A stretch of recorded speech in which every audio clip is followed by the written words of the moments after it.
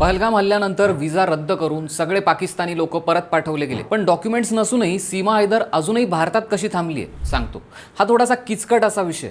सीमा हैदर भारतात इल्लीगल पद्धतीने घुसली होती। तिच्यावर नोएडा कोर्टात खटला सुरू आहे। तिला अटकही झाली होती, पण अटी शर्तींसोबत तिला जामीन मिळालाय। आता कोर्टात केस पेंडिंग असल्यानं तिला परत पाठवणं कायद्याच्या लेवलवर थोडं प्रॉब्लेमॅटिक आहे। तिचे डॉक्युमेंट्सही गव्हर्नमेंटकडे जमा आहे। दुसरं कारण म्हणजे केंद्र सरकारची ऑर्डर ही व्हिसा असणाऱ्या पाकिस्तानी लोकांसाठी होती, पण सीमा हैदरकडे तर पासपोर्ट किंवा व्हिसा नाहीच आहे। या कारणानं व्हिसा कॅन्सल करण्याची ही ऑर्डर तिला लागू झालेली नाहीये। आता तिने मुलीलाही जन्म दिलाय आणि आता यूपी सरकारनं तिला बर्थ सर्टिफिकेटही दिलंय, त्यामुळे तिची कायदेशीर बाजू भक्कम आहे। सीमानं इंडियन सिटीजनशिपसाठी अर्जही केलाय। जर तिचा अर्ज मंजूर झालाच तर ती इथे कायम राहू शकते, कारण नागरिकत्व अधिनियम 1955च्या बेसिसवर लग्न करून सिटीजनशिप मिळवणं शक्य आहे। दुसरी पॉसिबिलिटी अशी आहे की जर कोर्टाने इल्लीगल इमिग्रेशनच्या खटल्यात तिला दोषी ठरवलंच तर तिला पाकिस्तानात परत जावं लागू शकतं।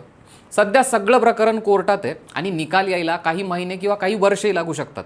त्यामुळे कोर्टाचा फायनल डिसिजन येत नाही तोपर्यंत तरी सीमा हैदरला इथेच राहावं लागणार आहे। सीमाला पाकिस्तानात पाठवलं गेलं पाहिजे की नाही यावर तुम्हाला काय वाटतं, कमेंट करून नक्की सांगा।